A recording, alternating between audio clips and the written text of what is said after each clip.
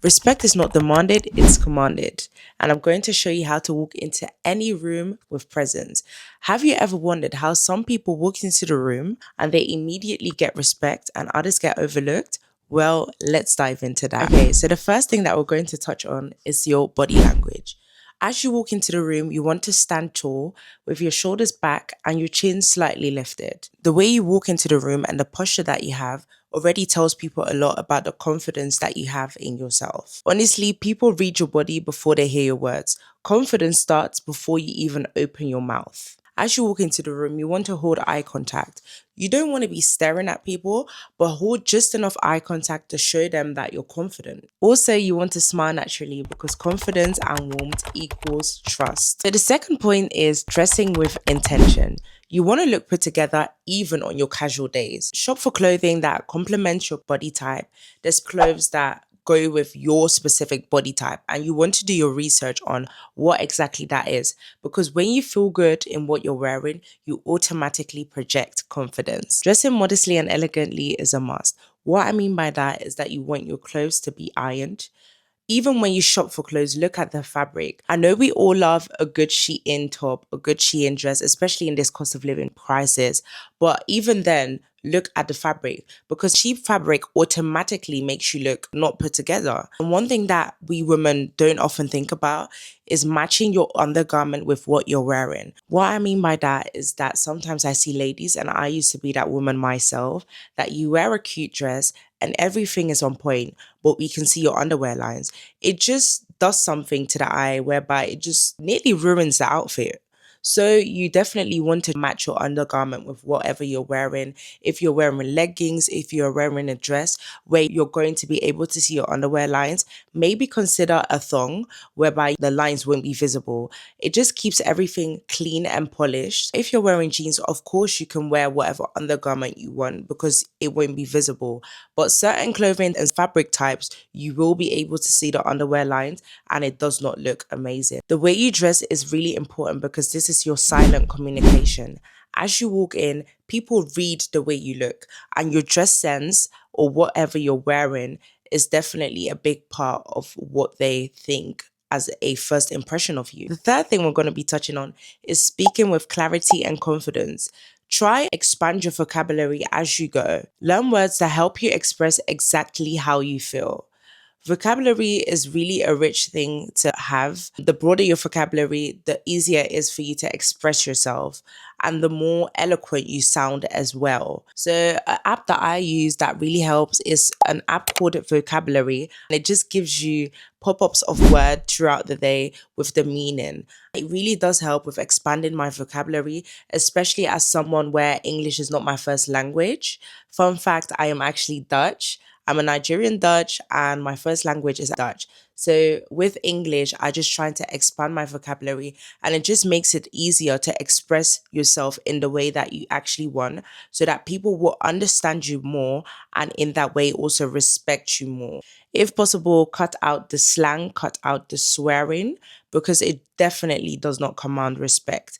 This is something that I used to struggle with myself and sometimes still struggle with, especially in this day and age where it's kind of normal to swear. It's kind of normal to not know how to express yourself in the way that is respectful. But the way that you communicate to others is how they will communicate to you. So, this is definitely something you want to master. Also, practice being eloquent. Slow down whilst you speak. There's no need to rush your words. There's no need to try and get in as many words as possible. This is also something that I used to do, just talking all the time. And the more you talk, the less weight your words actually carry. Because if you're the person that always wants to talk, always has something to say, sometimes you see that it's quantity over quality. You want to be a person that when you speak, your words actually carry weight. That when people know that when Olivia says something, most likely she's making sense. You want to be that person. And how to be that person is to think through what you're about to say and to speak slowly, not to rush your words. Your words are your business card. Make them count. The last and final point, and I believe one of the most important points, but also one of the most difficult ones to implement, is to cut out weak language. So words like which we call filler words, you want to avoid that. I just said that's what I'm saying. This is one of the most difficult because it just makes you sound a bit unsure of what you're saying, and just try and cut that out. This definitely comes with practice, and it takes a few months or years to really cut this out. And you have to be intentional about it because most times when we use these words, we don't really notice that we use these words. So, one tip that I want to give you is to record yourself while you speak. Just tell a story on camera and observe the way you speak, observe the movements you make, observe if you use any filler words. This way, you will first of all be aware whether you even use them and how often you use them. Also, you want to definitely cut out weak language like I feel, I think. At the end of the day, these are things that we also say a lot, but it definitely weakens the point that you're trying to make after you say I feel or I think. For example, instead of saying I'm not sure, I think we should start now, just say let's start now. Instead of asking maybe we could consider another option, just say let's consider another option. Instead of saying I feel this might work, say I suggest this strategy. If you're mindful of these things and try to be intentional, it definitely betters the way you command respect, and it just betters the way you flow in conversation. Because sometimes you say, I feel like, I think, but you know exactly what it is. You don't feel like it, you don't think it is what it is. And that's exactly what you mean. But you use softening words to make it seem soft and to have empathy. And there's a time and a place for empathy, but when you're truly trying to make a point, you have to cut out those words to the best of your ability. Uncertainty in your words create uncertainty in others. The way this works is that direct speech shows clarity, and clarity commands respect. Commanding respect isn't about arrogance. It's about the way you speak, the way you carry yourself, and the way you value yourself. If you keep on practicing these habits, the respect will automatically follow.